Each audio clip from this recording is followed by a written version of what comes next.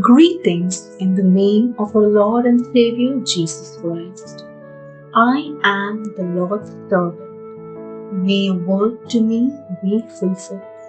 St. Luke chapter 1 verse 13. With these words, we see Mary surrendering herself to the will of God. In remembrance of this submission by Mary, the 15 days fast, that is, 15 Novu, is observed. The purpose of fasting is to deepen our faith, repentance, spiritual renewal of oneself in God. Today, we'll reflect from the book of Deuteronomy, chapter 4, verses 1 to 12. The devotion for today can be titled as Obey the Enduring Wisdom of God's Word. The book of Deuteronomy is traditionally attributed to Moses. Jewish tradition and scripture indicate that Moses delivered the speeches recorded in Deuteronomy to the Israelites shortly before his death. As we look deeper into verse 1 to 12, we'll discover that this text is not merely a historic relic. Rather, it is a living word, a timeless truth with profound wisdom and vital instruction for us. Moses' message to the Israelites can be divided into three powerful imperatives. First is hear. In verse 1 and 2, we see the urgency of attending to God's voice. Moses begins with a plea. Now, O Israel, hear the decrees and laws I am about to teach you.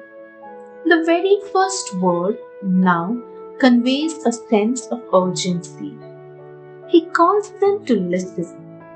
This isn't just about hearing sounds, it's about paying attention, inclining their ears and hearts to God's commands.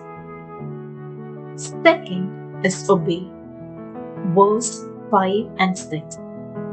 See, I have taught you decrees and laws as the Lord my God commanded me, so that you may follow them in the land you are entering to take possession of it. Observe them carefully, for this will show your wisdom and understanding to the nation. Obedience is not an option. It is the pathway to life, to taking possession of the promises of God. Obedience of God's commands isn't just for Israel's internal well-being. It's a testimony to the surrounding nation. We often equate wisdom with intellectual knowledge. But here, true wisdom is defined by obedience to God's commands. It is in living out His word that we demonstrate true understanding and discernment. When we faithfully obey God's word and our lives become a living sermon, a testimony to the transformative power of God. Third is live.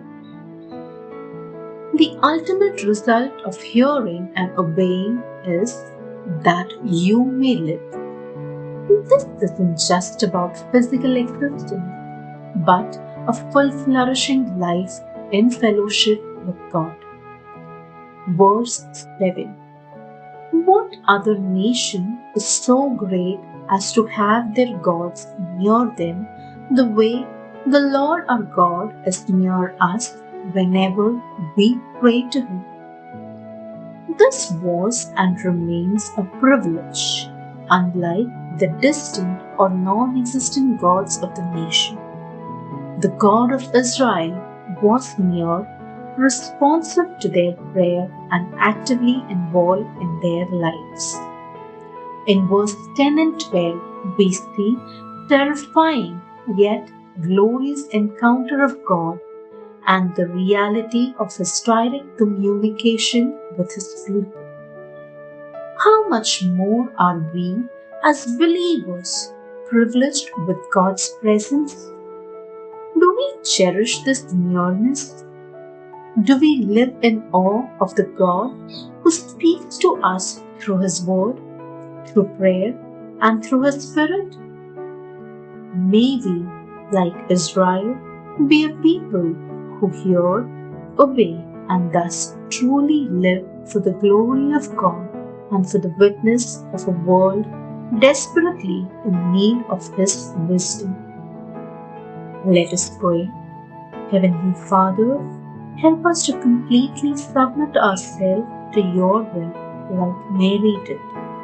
Help us to be like the Israelites who were ready to hear, obey, and live according to Your word, so that we may be a blessing and example for our generations to come. Amen.